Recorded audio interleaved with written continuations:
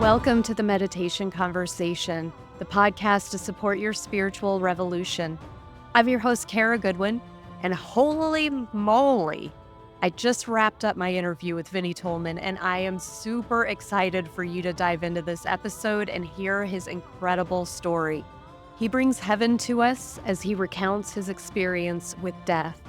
You'll be flooded with high vibrations as you become absorbed in his presence and story.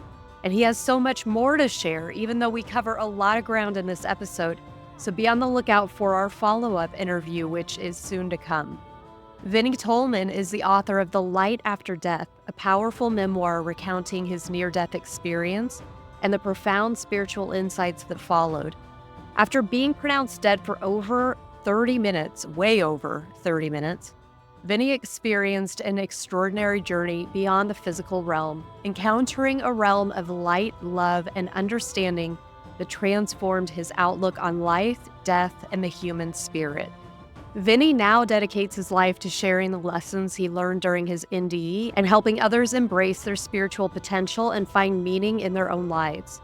As a speaker, teacher, and guide, he inspires people worldwide to explore their inner light, release fear, and connect more deeply with their purpose.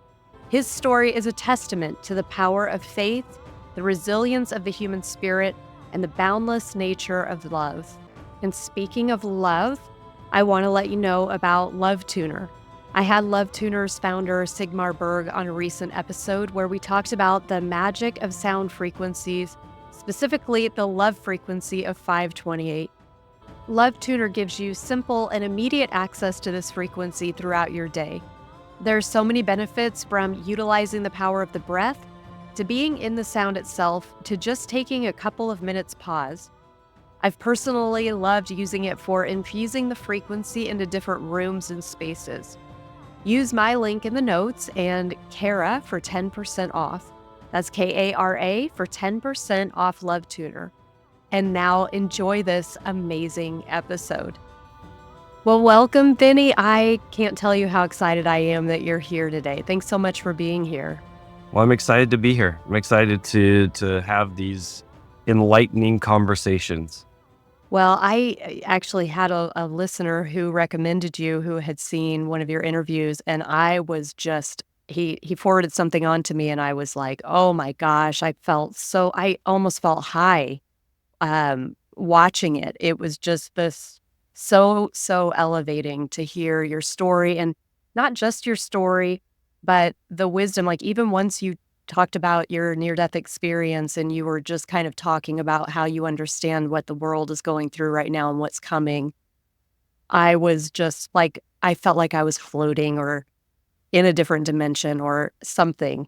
But so I'm really so excited to have this conversation. Well, it's good. It's good to be here. I love having these conversations. Yes, me too. So you are a near-death experiencer, and it's fascinating what you experienced on the other side. Can you please talk us through your NDE and what you remember most vividly?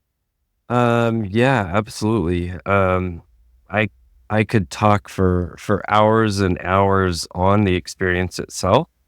How much time do we want to allot for my experience today? Really, just feel free to be in the flow, and whatever kind of feels like, it wants to float up. Absolutely. Okay. So we'll roll into like a 7-hour interview. Yeah. Well, you got to leave something for them to get from the book, because your book is incredible. So you can't tell everything. Okay. Well, my experience, it starts back in 2003. So a few years ago. At the time, I was a 25-year-old kid that I was doing bodybuilding. I was building homes. And at the same time, I was also working in the TV and film industry. And I kind of thought I had all the answers figured out, and I had life figured out. I felt like I was at the top of my game, per se. And that's when I took a supplement that me and my best friend had purchased online. And this supplement just so happened to be 20 times stronger than the American version. We had ordered it from overseas. And when we both took it, we felt instantly ill. So we knew we needed to get some food in our body. We drove down to the local Dairy Queen, which is only like a few blocks away from his place. And we made it in there. I went into the bathroom and locked the door because it was a single-use bathroom. And right there, I passed out and started to vomit while I was laying on my back. And that caused me to die, caused me to suffocate, caused my body to die. And meanwhile, my buddy, he went in and collapsed on the first booth as soon as you walk in the restaurant. And he also began to exit his stomach or evacuate his stomach on the table. And a manager in the restaurant saw that. He called emergency services. They hauled him away. And it was a good 45, almost 50 minutes before the manager was prompted by a customer to open the bathroom, because the customer had been trying to use that bathroom for like almost an hour and it had been locked the whole time. So the manager did open the bathroom to find my dead body on the ground. They knew it was dead. And it wasn't moving, no movement whatsoever. It was cold to the touch. They still called 911, emergency services, and a team of medics came on scene from that call. It was a team of 3 men, 2 older men. I say older, but they were younger than I am now. They were in their, one guy was in his 30s, the other guy was in his 40s, but they portrayed an energy of veteran. Like they knew what to expect in the industry of taking care of people and being a first responder. But there was also a rookie. He was in his early 20s, just like I was at the time. And he was just getting off of his orientation and testing, and he was doing ride-alongs as an assistant to these other medics. Well, he's the one, along with God, that I credit to allowing me to have this whole experience, because it was him who, they did come on scene and pronounce the body dead. They put it in a body bag. They put it in the back of the ambulance. And this rookie, his job was to essentially babysit the dead body while these 2 veteran medics went around and interviewed witnesses and got statements signed by the witnesses. After about 30 to 40 minutes of getting statements and all of that, they pulled away from this scene. But the entire time, this rookie was just sitting there thinking, like, why aren't we trying harder? Why aren't we doing something different for this one? And to my credit, God kept delivering a message to this medic that this one's not dead. And after the medic received that message a couple times, he acted on it. And he went ahead and hooked up a defib machine onto the body. And the body didn't have any response from the first shock. But on the second shock, there was a single heartbeat. And on the third shock, the heart started and was beating on its own. And that's where it starts for me. Yeah. Right. Well, what I find so fascinating, there are so many things, having read The Light After Death, about your indie and your life afterwards. Even that story with the rookie EMT, like there is so much to it, because he not only he went out on a limb to do that. Like they were basically telling him he was going to get fired if he Yep. did that, because he needed to leave you alone. So Well, he broke protocol, and you Right. can be fired for breaking protocol. So he was Mhm. taking that chance even on his first week off of training and licensing. Here he Right. was, and he broke protocol. Against 2 veteran. I just find that really profound. And I also note that you keep saying the body, and Yeah. that is profound. Well, I mean, that, because if we're telling a story about something that we went through, we would usually say, and then I, and then I, and then I. So that's leading us into what was happening with your consciousness while all this was going on. Yeah. And what the best way to explain that is, after you've gone through an experience like this, you realize that your body is not you. And at that point, it does become the body and not my body anymore. And it's kind of like if you pulled up, I like to give this example. If you pulled up to a car that looks just like your car, and you look inside and there's someone driving that car that looks just like you, it's still not you. You're thinking it's that car, not my Mhm. car, even though it looks like my car, that car. And that's what it was like for me. I was looking down, I was witnessing all of this from above. I even witnessed them bag up the body. I witnessed them take away my buddy into the ambulance, the other ambulance. So I was witnessing everything, but it didn't seem like me because me was up here witnessing everything. And with my background in TV and film, I kept critiquing like why someone would film this entertainment from above. And it was such a silly thing to think, but my mind was going there, and I think it was going there for a purpose. So it was preoccupied with my question of why would the director shoot the film from this direction? So then I was distracted enough to let the body, get taken away in the ambulance and get it even, bagged and taken away and then resuscitated out of the body bag. Yeah. Wow. It's phenomenal. So what was your witness? What was happening on that side? So on my side of things, I still didn't know I was watching my body. I was watching the body, truly the body, not my body. And as I was watching them take this body to a morgue, they were going to take it to a medical examiner. Well, on their way, this rookie breaks protocol.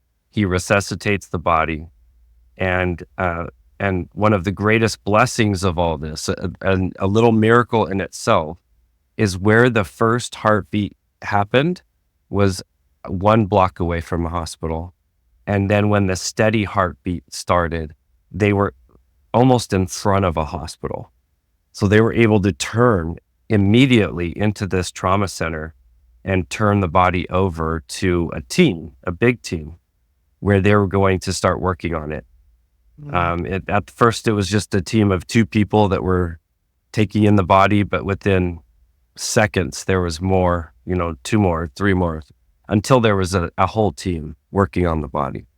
And as they transferred the body off of the gurney with the medics, and they were putting the body on a hospital gurney, on a hospital bed, an ICU bed, essentially. As that was happening, the body itself started to go into seizures, and it started to vomit more contents out of the stomach. So the professionals that they needed to work on this body. They knew they needed to secure it and stabilize it. So they strapped the body down, and I watched them strap the legs. I watched them strap the right arm. But when they got to the left arm, I was left-handed, and I was an aspiring bodybuilder, but I was very strong. I've always been very strong my whole life. And as they went to strap the left arm, I watched the body fight and restrict and push and pull away from them, trying to put the strap on, even to the point where that left arm actually broke the strap they were trying to use. Wow. And that's when I looked down at my left arm where I was sitting watching all of this. And what I was seeing was the left arm of the body. I was like looking at the left arm of the body just for a second. Wow. But that was enough to have this very like gravitas moment, this very heavy moment where I had to sit there and try to process, like, what was I watching? This was not entertainment. I was interacting with this, whatever it was, and not just interacting. This must be my body. And when that dawning came upon me, I felt such an idiot. I felt so foolish. How could I have been watching for more than an hour? How could I have been watching my own death the processing of my own body, and I had no idea. From the time that they found the body and they pronounced dead on arrival to the time they started the heart was 47 minutes.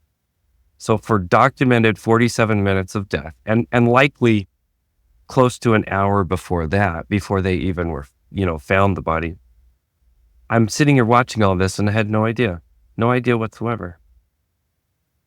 And as that was dawning on me, I started to feel just that I was so foolish. And then I started to see every bad thing that I ever did, even as a small child. I saw dishonesty. I saw fights. I got in lots of fights growing up. My dad was pretty abusive, so I would settle my scores with my dad outside the home with bullies or anybody else that kind of was in the wrong place at the wrong time. And so there was a lot of dark energy around my mistakes, my failures, and the bad things that I did. And as I got to the end of that, I had this thought, if this is all I am, why do I even exist? And the second I had that thought, this warmth started to blend and come over my whole body. And as that warmth came over me, I started to see every good thing I ever did, every good thing. And there was, it's like the good part of my movie was way longer than the bad part. The bad part was more of like the trailer, and the whole movie was a lot of good things. Even when I didn't know I was doing good, I was doing good. A lot of times when, as a young boy, even under the severe abuse that I was experiencing, I would follow my intuition to try to help people. And I was able to do stuff that I had no idea what I was doing as I did it. So I got to, see all these good things that I did. And as that was wrapping up and getting towards the current date of that date of dying, I noticed that warmth, all this warmth was coming from behind me. So I turned around. I wanted to see who or what was there. And I saw what I thought was God. I really did. I saw this old man, but with perfect skin, not wrinkly at all. But he had long white hair and he had a long white beard. And his eyes, it's so hard to explain, but his eyes, they felt like they were reaching out and they were holding your face. Kind of like when you love someone, like your child or your spouse, you put your hands on their chins and you pull them up close and you just stare at each other. That's what it felt like with him just looking at me. And Wow. light was coming from him. Every hair on his head had light coming from it. His skin had light coming from it. And all of this light was screaming an energy of, I love you. But unconditionally loving me, not, with the conditions of strings attached. It was truly an unconditional love. And as I was witnessing this amazing force, I had that thought, oh, you're God.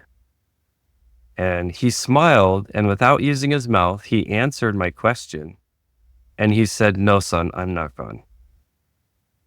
And my follow-up was, well, if you're not God, are you Jesus? Like, I was trying to figure out what this was. And he said, no, I'm not Jesus. He says, I'm your guide. I'm here to help you go wherever you want to go. I can help you go back to your body if you like, or I can help you go anywhere in the universe. And that's when my excitement started to just rile up inside me. I did look back at my body. I saw that there was a guy sitting on top of the body, like holding the shoulders down while they were trying to put some apparatuses on the body.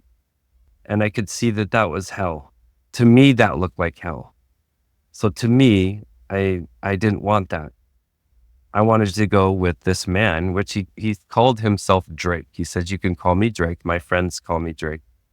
And I said, "Okay, let's go, Drake. Let's go to where this love is coming from. This love that you're giving to me. I know it's not just coming from you; it's coming through you. I want to go there, wherever that place is." And he explained it was my home, and it was his home as well. So we could go to our home and go see where I came from, where my soul came from. And we began this journey. It was an extensive journey. Again, being raised Christian as a kid, I thought I had everything I needed to just get into heaven. So I very egotistically told Drake, I said, "Oh, don't worry, just show me where to get in. I can get in. I know I can." And he loved that. He like giggled with that and he laughed with that, but he put his arm around me and said, "Vinny, I love that you think that's how it is, but there's quite a bit more we've got to learn." And he said "we," like inclusively, as if he was on this journey with me, not leading me, but at my side. So I said, "Okay, let's still do it. Let's do this." So we began this journey of moving from the earthly realm, the earth, what I call earth school, into this much higher place. And this higher place, it's here where we are right now, but it's also in a much higher dimension. So you feel like you're moving through distant spaces as you're getting to that realm. So it does feel like you're traveling through space, but yet really what you're doing is traveling through dimensions. And that we live here in Earth School in a 3, 4, and 5D dimension. And there's many dimensions above that. Many, many.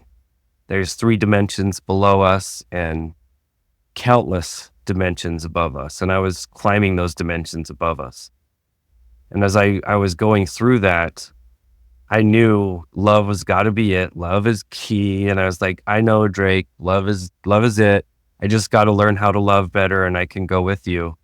And again, he smiled and he was like, "Vinny, love is wonderful. Love is beautiful. But until we know who we really are, we cannot actually give love to anyone and we can't actually receive love from anyone." And he explained to me that authenticity is the most important principle that we are going to learn in Earth School. Because if we can't learn authenticity, it's like not gauging or picking up anything else that we're learning. So authenticity is the foundation of what we are able to start growing from and learning from here on Earth School. So he taught me about that. He showed me, "Vinny, there's a version of you that goes to work on the construction sites. There's a version of you that goes to the movie sets when you're working there. There's a different version of you that goes to church on Sunday. There's a different version of you that goes with your mom and dad to the family barbecues. And there was a different version that would go with different girlfriends and different versions for different girlfriends." So it was like I had so many different versions of my personality. I needed to take all those different versions of me, put them together, and find the common core, the common unified being of myself, and take away all the little eccentric differences between all of them, and allow myself to know who I really was. And it's funny, I pretty much had to peel down my personality to who I was at 6 years old. That's who I really was. Fascinating. Yeah, and You like a child. yeah, just like a child. Yeah. And like a lot of scripture that talks about being like a child, that's the way, the path into the heavenly realm. That's how, is we have to become very, very authentic. And it's funny, in life, the only other people that are very authentic are the very old people. And they act like children too, right? Like we come in wearing diapers, we leave wearing diapers. It's that authentic, real self that we are at those ages, that's what we need to maintain through our whole life. But again, I was like, wow, so it's not love, it's authenticity. He showed me that. I was able to unify all the different aspects of my personality and bring it into that 6-year-old self, that real self that I'd been hiding for 19 years, 20 years. And as I became that unified self, I said, okay, now it's about love. And again, he smirked and he's like, actually, it's still not about love yet. Well, that's what's interesting. I'm wondering, like, do you feel like that was Vinny, like, that everybody has that kind of, that hurdle to get through to kind of, I don't know if I'm going to be able to ask this correctly, but like, was that Vinny's version of like, okay, Vinny, you've got to like, Well, work on authenticity or? I've always told everyone that's ever listened to my story that this definitely happened to me, for me. Mm-hmm. I don't feel it's anyone else's story necessarily, but at the same time, it's all of our story. It is. Yes. But it's not to say that what happened to me is going to happen to everyone else, but it is to say what did happen to me could happen to everyone else. It could. Yeah. But it's us understanding this relationship between the physical and the eternal. I mean, we live eternally. Our soul does. And physics has taught us that energy cannot be destroyed. We know that. We know that on the earthly rules that energy can't be destroyed. That means the energy that is your soul, it always has been and it always will be. And somehow we put all of our focus, our microscope focus, on the 80 years or 100 years we're going to live here as some kind of end-all test. And that's what Drake was actually getting to, is the reason that we're here was the second thing I had to learn. And I had to learn that we were choosing, all of us, we chose to come to Earth School. And it is just a school. The Earth is a classroom, not a courtroom. And it has been from its inception, from its creation. I was also shown, though, that Earth is way older than we have been told. Oh. And it has been an Earth School for many societies, many peoples, many species, and that we are only in our current dispensation. And later on, after my experience, I was reading Genesis, where God commands Adam to multiply and replenish the earth. And I was like, oh yeah, that means it was already plentiful once.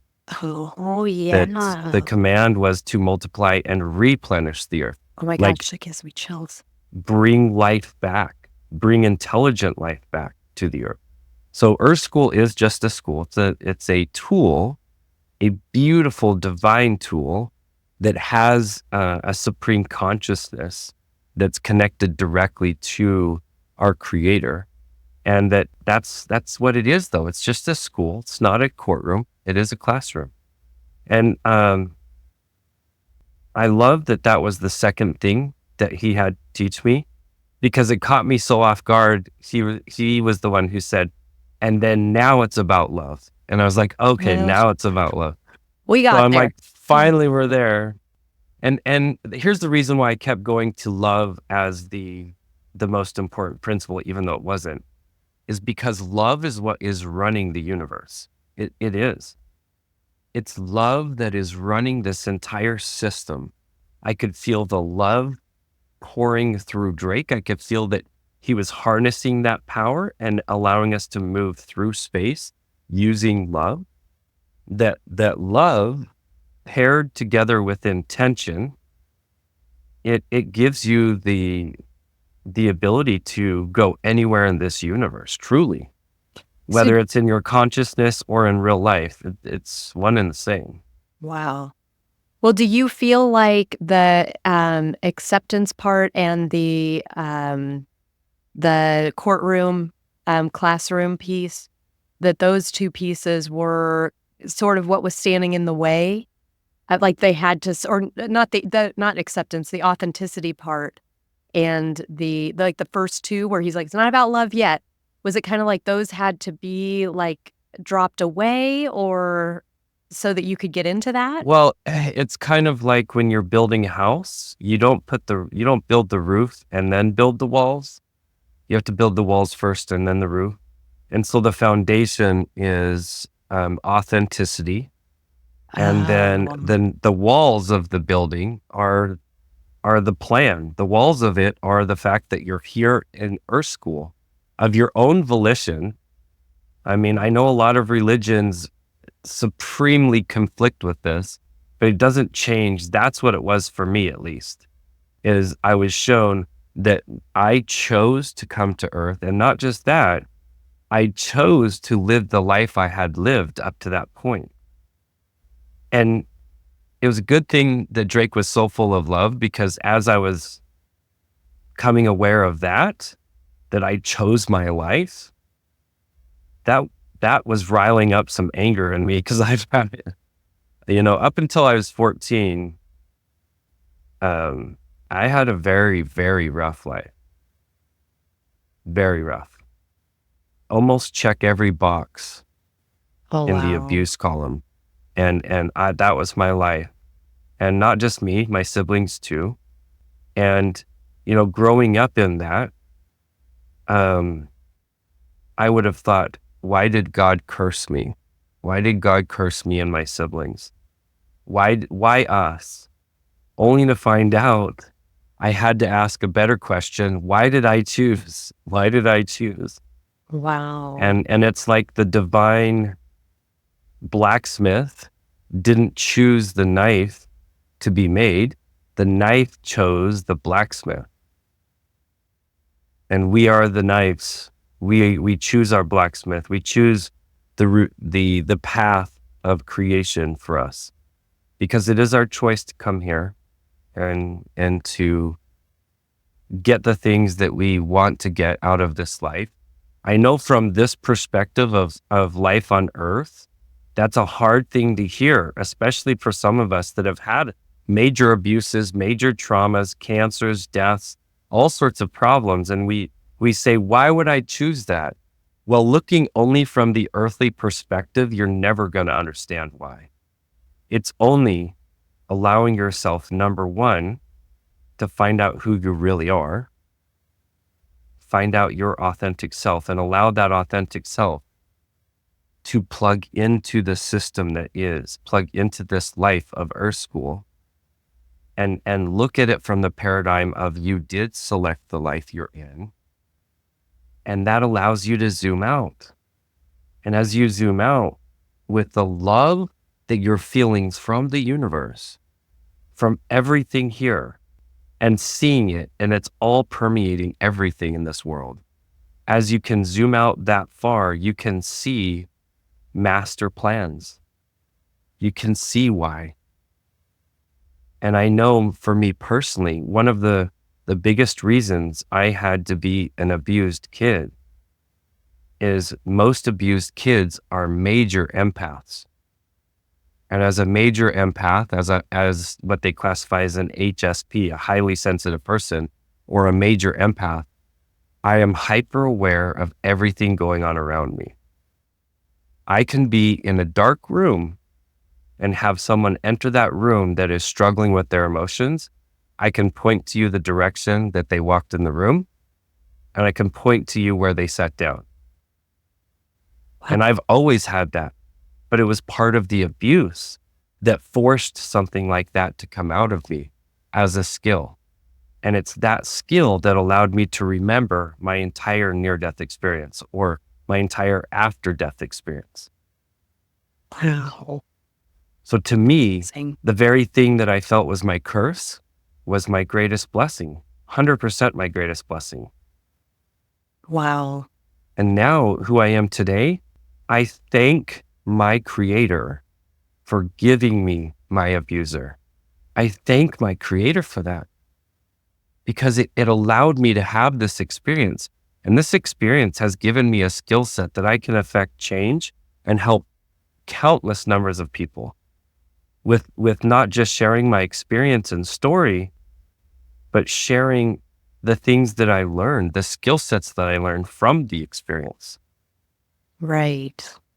I feel I'm on a mission, a true mission. I'm on a PR campaign for heaven to help us remember our home. We forgot. We forgot about that love, and it is so tremendous. When we have kids and we hold that child, it's not that we love that child so much, it's that child is just stepping into humanity from heaven. And we remember it. That's why we yearn for even the smell of the baby. Like we love that beauty, love, and innocence that the baby represents. And that's us. That's our So home that they beautiful. just came from. So that's also why they only come in babies. We don't get born as adults, otherwise we'd have some complaining to do. We'd be like, what the heck? This is not what I signed up for. Yeah. Yeah, the amount of love you get in the first second of heaven is more love than you could experience in 1,000 lifetimes on earth. Oh. That love, it permeates everything. Well, I love what you were saying about with Drake, where it's like coming out of the strands of his hair, Yeah. even, and so with Drake, when you were like, okay, when he said, okay, now it's about love. Yeah, finally we get to the love. That was Yeah. that was kind of the gas on the car. He was able to really push the gas, and we started moving. And there was a few more things he had to teach me. It would take me hours and hours to go through all of those, but Yeah, and I wonder if this is one of them, and I think it is worth just touching on the judgment piece. And yes, I have shared this with people because I found it was just genius, the people outside. Can you? absolutely. So part of my process is, as we were getting close to home, close to the heavenly realm, the heavenly space, I could sense it. I could feel it. We were getting so close. And that's when Drake brought in this understanding that essentially I couldn't have any prejudice towards anyone. And I felt that, growing up in a fairly loving, liberal, Christian home that we loved all, even I had two Korean, and I still have two Korean sisters. And I felt that, I'm not prejudiced. Why are we even having this discussion? And I told Drake, I'm like, I love everyone. There's no one I don't love. Even as I was going through that, I was starting to love the very abuser I had my whole life. And even having him, I love. But yet Drake was smiling, and he goes, that is so wonderful. I am so grateful that you have this understanding about prejudice. And he got very serious, and then he said, but Vinny, how do you feel about prejudiced people? And I lit up. I was like, oh, let me tell you about prejudiced people. I started to go off about what makes a prejudiced person, how they're so wrong, they're so far off of truth. And me, in my ego of the thoughts, I'm thinking somehow this proves I can get into heaven, that I'm ruling out a section of life. And that's when Drake showed me this little visual symbol of me as a being. And I was putting myself on the non-prejudiced side, but by me hating prejudiced people, he was like picking up my effigy and putting it over with the prejudiced people. He helped me in a matter of a split second. I could see that I myself was extremely prejudiced towards prejudiced people. And if I didn't have a brain there, you have a consciousness there, but it felt like it was blowing up. I just felt my mind expanding to this much greater place. And not just that, later he taught me that as I can release prejudice for all as a fundamental step for my growth and my own progression, I have to understand that we are all one, all of us. And that for me to hurt or to harm anyone else, it's only to hurt or harm myself. But it's the same with judgment. For me to judge or to put down anyone else, it is only to judge or put down myself. He taught me the principle of the pointed finger, where if I put energy towards something, I'm putting my directional energy towards said thing, and then a part of that's going up to the ethereal, up to God. A larger part, because your thumb's larger than, thicker than your forefinger. So anything we are blaming or accusing or putting on others, we're also putting on God. But here's the crazy part is flip that hand over and you've got 3 fingers pointing back at yourself. So anything that we are putting off onto the world and accusatorily saying to others, we are bringing on ourselves 3 times more. Wow.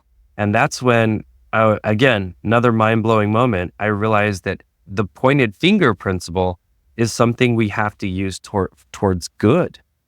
Like find the compliments in others, find the abundance in others, find the successes in others, and put the focus on the good, and it attracts and brings more good.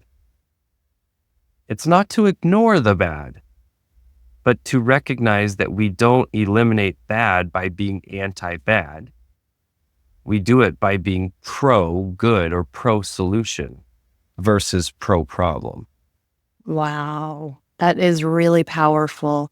And am I remembering correctly, or did I misunderstand? But I feel like there was a part where you were kind of seeing people out, let's call it heaven, or maybe it was like a building or a temple or something. or like the gates of heaven or something like that. And it was like there were people outside of it. So And so outside the realm of heaven, there's these big orbs or pearls. They do look like massive, huge pearls that as bigger than a house. Okay. And these massive pearls, they're opalescent. They have light inside, like liquid light moving around. And inside each one is like a pod to help us release some type of energy off of our earth life. like a way station. It is. It's like a way station, but they're all over, and there's so many that as you're approaching the heavenly space, it looks like a mist at first. But as you get closer and closer, you're like, oh, that's no mist. And you're getting closer and closer, and I'm like, what are these? These are huge. And that's when Drake, he let my consciousness like jump into one of these. And right there, I saw this man from early turn of the century attire, speaking Italian. He lived in New York, and he thought in his consciousness, he thought he was looking at his son, and he was cussing him out in Italian, but I could understand everything he was saying. He felt betrayed by his son. He felt like his son's betrayal had ended his life.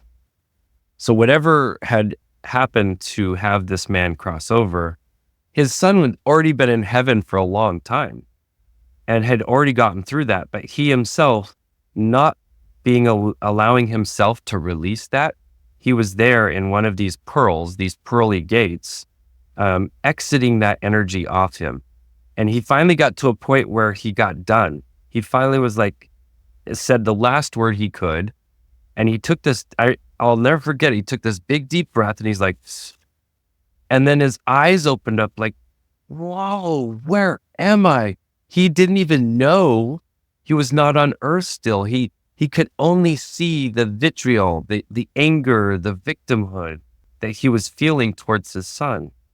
But the second he released that energy off of him, his eyes opened up to see he was not even there anymore. He was in a completely different space. And as soon as that happened, all of these angels came in and around him, and then he disappeared. They took him into the heavenly space. And it was like a flicker of light the second they took him away. But it was a beautiful thing that there's no room in heaven for victimhood. And if we carry that victimhood on us deep, we're going to have to release it if we want to go there. There's no way to bring our victim advocates with us into heaven. It's not possible because that system is built out of so much love. The second you release your victim nature from this life, you realize there's so much love there. It's 100 times greater a million times greater than anything we can experience here. It's worth going through countless lives of victimhood here to get even a little bit of the love there. Yeah. Wow. So I witnessed the pearly gate. In fact, I didn't call it the pearly gate. Later on, when I was describing this to one of my friends, he was like, "Oh, so those pearl were acting like gates outside of heaven? Were they the pearly gate?" I was like, "Oh yeah, I guess so." But no Yeah. St. Peter and no rods. They were just these big pearls. Yeah. Wow, that's fascinating. And I love that it feels like it was just this like holding space of like, there's no It was. rush, The just way the energy it felt like is if you go to a rehabilitation center here mm, in the earthly plane, someone who's getting over an injury or getting over an addiction, but that's what it was. It was like a rehabilitation center. It was a place for them to release the old way and embrace a new way. Yeah. But all built out of love. There was no judgment in any of these from the outside. The only judgment was inwardly, from oneself. That's it. Yeah. yeah, that's so beautiful. Well, what do you want to share with us about once you got into the heavenly Well, realm? I did get into that heavenly realm, and in fact, I was there for 3 days. The whole process was 3 days. My body was brain dead for an entire 3-day period before I just woke up. And the heaven part that's the one where truly I could talk for 24 hours just about the grass there. That as I got closer to this space, I could see that it was actually like mountains and trees and grass and this little river and this little lake. And I was in awe that it was an actual place like Earth. And that's when I realized that Earth is just a copy of that space. Earth is like the little snow globe version of going to a real ski resort, right? It's like the little miniature fake version of what actually is. And as I was getting closer and closer, I could feel the excitement of the space to receive me. Really? Oh, I Like I love was that. like Wow. I was some kind of superhero, but I wasn't. I knew I wasn't. It was me that was getting excited, but as excited as I was, that space was getting even more excited than me. Oh my gosh, I love that so much. And it felt like that space was my long lost twin that I'd been missing my whole life, and I didn't know that I was missing it until I saw and started to experience that space. And then, oh, my feet, which I did have feet, you have an energetic body there, and it looks like your body now. It's just perfect. And I don't mean like plastic surgery perfect. I mean like perfect. Mm. And as I was coming down and actually making physical contact with this place, this land, the grass reached up and met my toes before they even came down. And it intertwined with my feet and like wrapped in between my toes.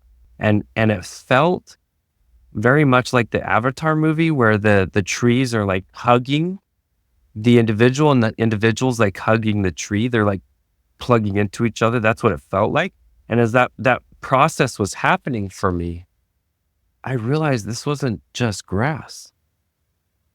I could feel God's consciousness, supreme, unconditional love, and individual consciousness in every single touch.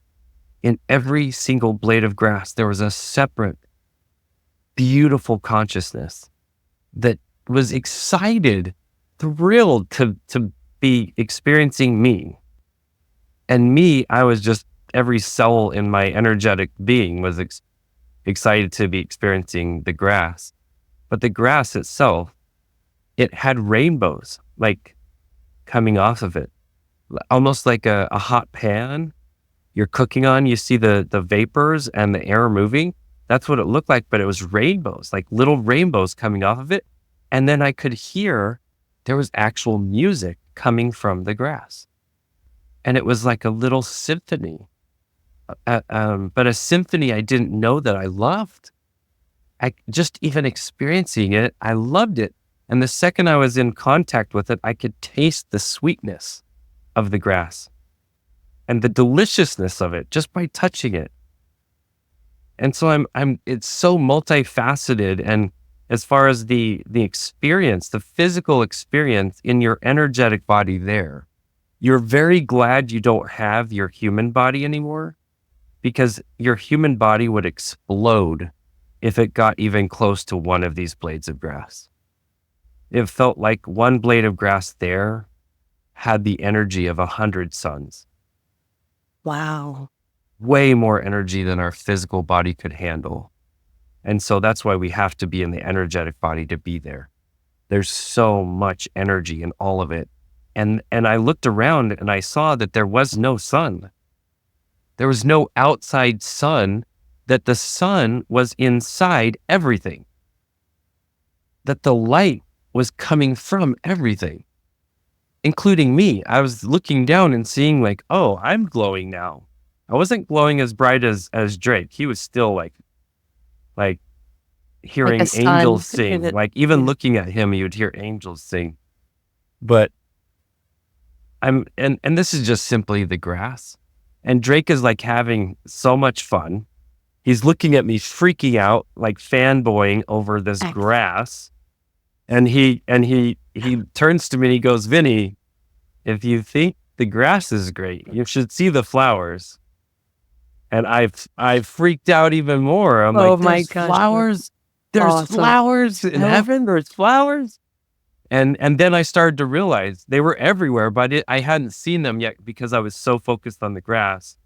And so Drake took my consciousness and placed it in the petals of a flower. And I was able to experience it like I was a bee or an insect and just be right there and close and personal to it. And that's when I saw that each petal on the flower had liquid light just flowing and pulsating through it. And that's when I started to realize that all the colors there are so much brighter than anything we can conceive here, and so many more variants. Like, you know, in most of your high detailed color wheels, you have about 3.2 million colors that you can gradiently pick out with technology, not the human eye. The human eye can only pick out about 100,000 gradients of color. But this had billions and billions, if not trillions of colors. Wow. Just even a single blade of grass had millions of colors in it, in the variant and the life living in it. And that's again when Drake said, you should also see the trees. And I was like, trees. So I plugged in the trees and I could feel the harmony of this big forest. As I plugged into one, I could feel them all. I could feel the supreme love and excitement of all of them, that here I was plugging into the edge of them. But yet I could feel the individual precious consciousness in one tree, even in one root. And that's when I got this feeling to look down. And I looked down and the water from this little stream had come up out of the stream and come over to my feet. And I felt it ask me, do you want us on you? And I was like, yeah, of course. Like, heck yeah, come on. The party, come on, And let's do this. So the water started at my feet and it went over my toes, went up my ankle, went up both feet at the same time. It was crawling up, got up to my knees, my hips, covered me, got up to my shoulders, went down to the edges of my hands, covered to the very top of my body. even covered my face in the water, but you weren't breathing there because Mhm. everything was bringing you life. And the life was coming from within me. So I was breath. And it, later on learning about some of the older names for God, Yahweh, one of the oldest names for God, has been known to be called breath. And to me, I had a great understanding that breath is life here, but life is breath there. Oh my gosh. And Oh, wow. the water, as it came over me, it saw all the damage that I ever had put into. It saw days and weeks and months of years of damage that was put into me. And it loved it, it kissed it, it cleansed it, it shielded it, it purified it, it sanctified it. And when it was done, I just knew it was done. And it came down off of me. I was a different person now. And I'm a different person today than I was then. I'm not even close to perfect, not even 1% perfect. But I became perfected in that cleansing. And to me, I believe when we're doing things like baptism here on earth, we're copying something so precious as what this was. The true washing, healing, unifying, uplifting, and leveling up that this water did. And that's when I noticed there was a building. And I noticed that it was built out of one piece of marble. The entire building was one piece of marble. It was a living marble that it would form doors for people to go in and out of rooms. And I could see people excitedly walking around.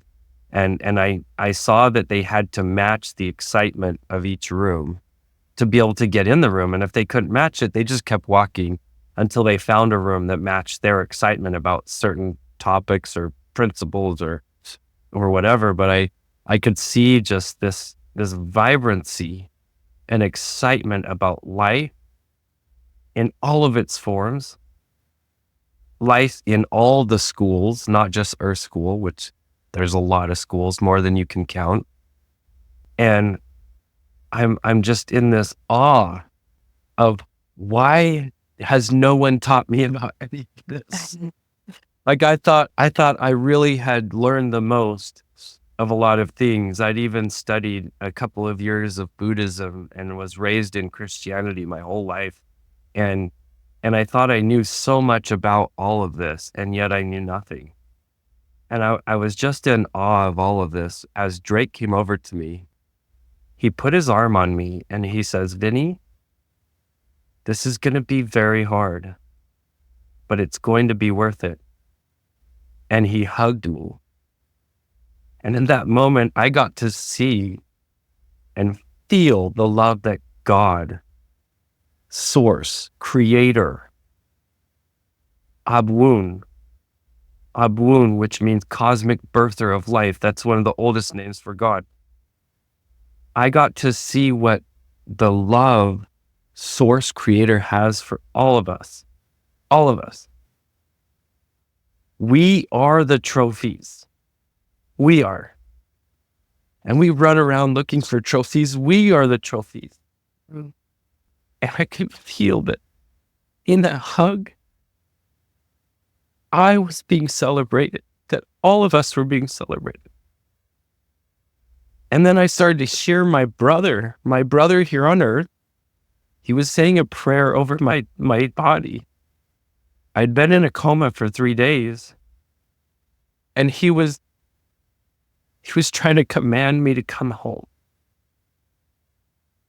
I felt that my agency, my choice, was taken away from me right there for a higher purpose. And I was forced back to my body. My brother said that prayer over my body about just after 10 p.m. And then I woke up at 1:11 in the morning. I pulled all of everything off of my body, even the clothing. I couldn't have any of the gowns. I couldn't have anything touching me. And then I just stood there and I breathed. I tried to understand why. I couldn't remember any of my experience yet. I just knew I was so angry. I was so angry. Like, why? I just kept saying that in my head. Why? And I wanted to run. I wanted to leave. Even naked, I didn't care. I was like, I'm out of here. I wanted to leave. I grabbed a gown that I found. I wrapped around me and I bolted. I went out of the room. I went as far as I could down to this hallway. I saw an elevator. I was hitting the down button when I heard a nurse scream. And then I could feel this new sense that I didn't know I had. I could understand that this nurse thought she was going to be in so much trouble. If she had lost this guy, where did he go? And in honor of her and the other nurse too, I came back and I told him I want to go home. And they just were shaking their heads like, that's not possible. You're not possible. And for 6 hours, everybody's saying, oh, you're the miracle boy. You're the miracle boy. I didn't feel like it. I felt like the cursed boy. I didn't know why yet. I didn't know why. I still couldn't remember what had just happened to me. Finally, I take all their tests. Over 6 hours of tests. They can't hold me. I'm conscious. I'm coherent. As soon as I heard one person tell me the date, I knew the right date. Because I didn't know. I thought their date was the 18th of January, but it was actually the 21st that I woke up. So that was the only thing I didn't get right was the date. But other than that, I had everything correct. They had to let me go. I signed a big stack of paperwork and I left that hospital. My dad came to pick me up and that next day, the very next day, on the evening of the 22nd, my sister, she had invited me and my other sister and her family out for a dinner. And we went to that dinner and she cornered me and she goes, you know, you were dead, right? And I go, yeah, that's what everybody keeps telling me. I'm some stupid miracle. I don't feel like it. And she goes, did you see something? Did you experience something? And I bitterly tried to say no. And then my whole experience just dumped into me. And it was so much. I couldn't speak. I just started weeping and I left. And I remember her face, like, as I just left, I tried to get some of it out, but I couldn't. I think I said, I have a guy, his name is Drake, and I just started weeping and I walked away. And now I had this dump of memories. And I'm thinking, this is not possible. This isn't what that they teach us. This isn't possible. So for the next 48 hours, I tried to orchestrate my suicide. I didn't want to live. I wanted to go back there. But then this essence comes into my presence. And he says, I told you it was going to be hard, but it's going to be worth it. Hang in there. And I looked around and I'm like, am I crazy? How am I hearing voices? That's not normal. So for a little while, I treated it like other people that have gone through this. And I went to doctors, and they told me that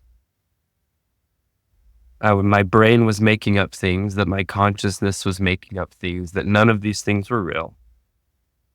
And I was starting to believe them.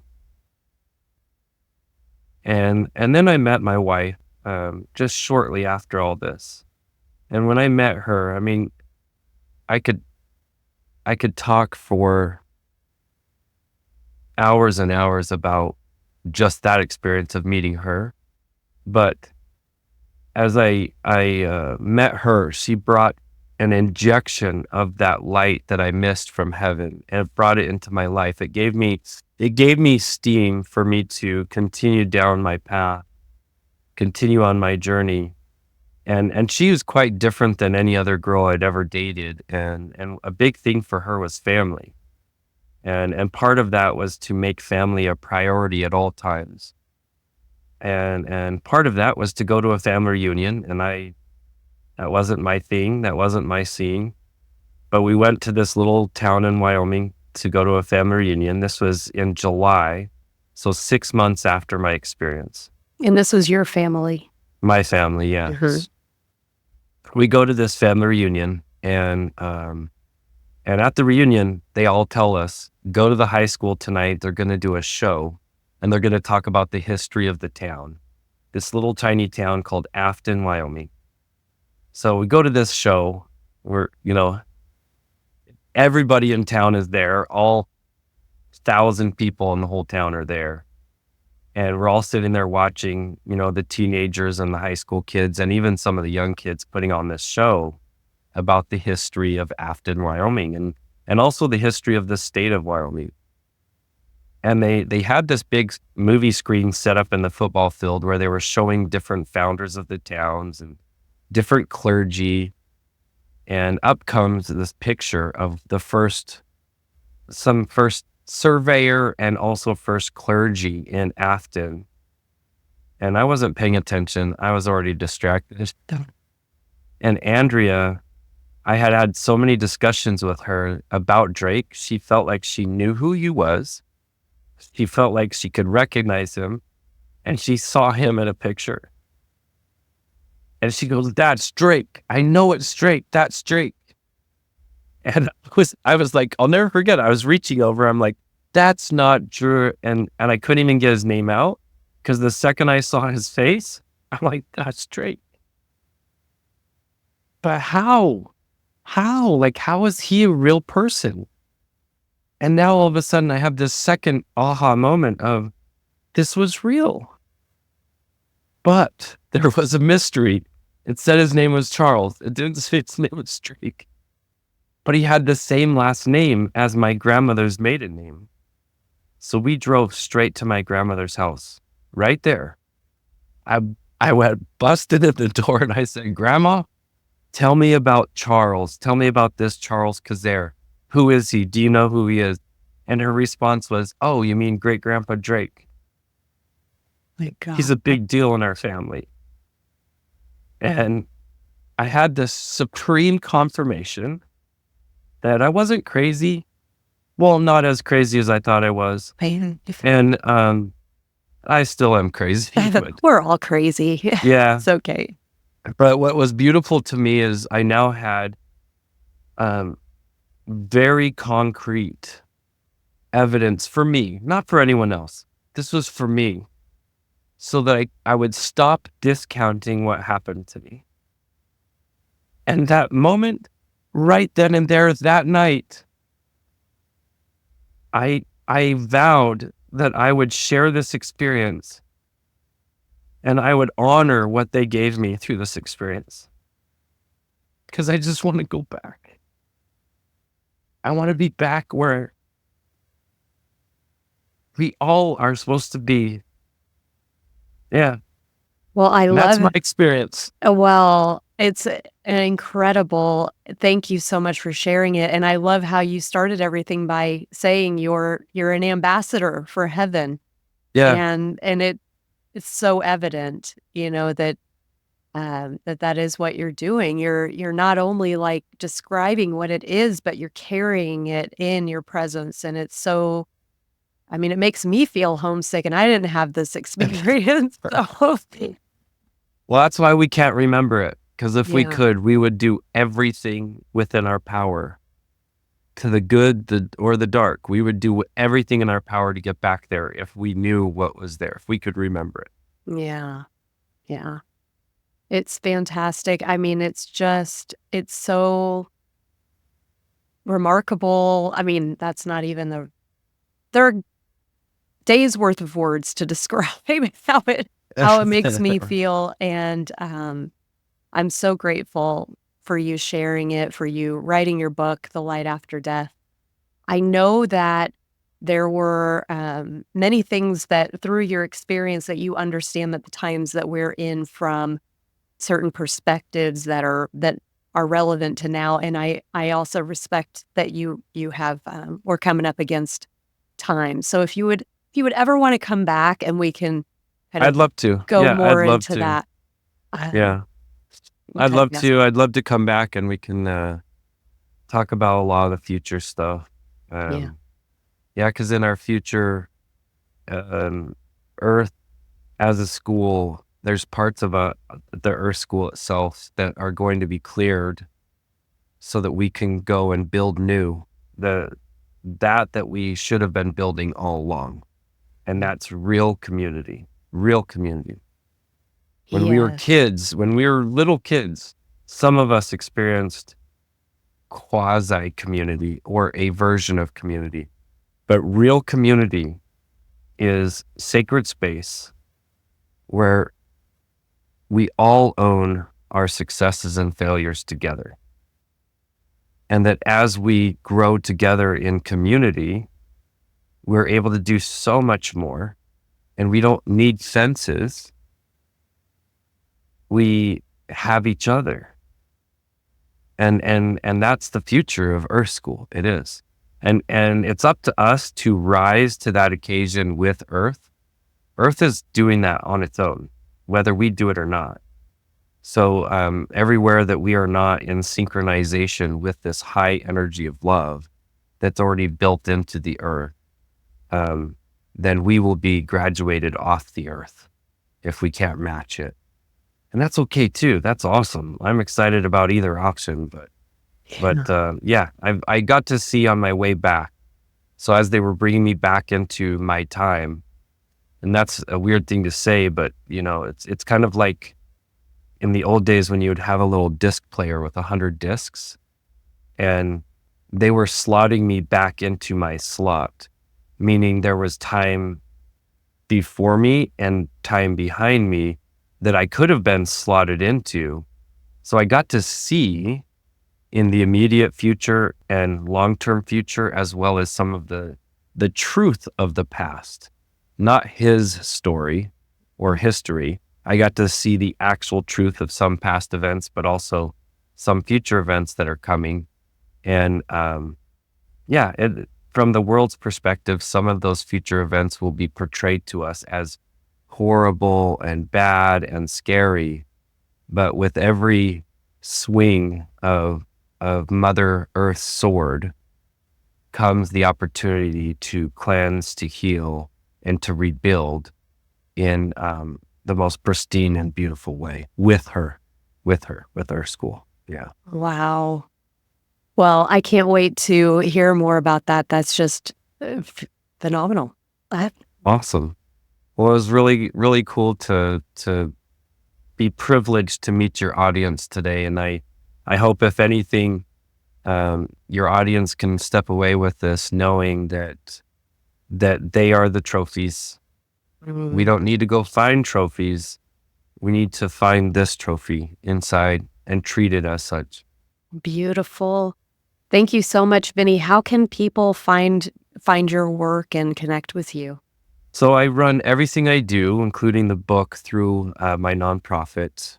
Me and my co-author, Lynn Taylor, we run Living God's Light. So livinggodslight.org or livinggodslight.com, either one. But yeah, that's all contact, events, everything is there. And if I do run quite a bit of stuff throughout the year, but as soon as I post it usually sells out. So we typically don't post until we're about to post it and then move on to the next. But each year is an adventure, and all I'm doing is taking everything that I learned from my experience and everything I've learned since, and I try to teach it to people. I try to help them activate their divinity within them, because it is there. No matter the worst person to the best person, we all have divinity within us.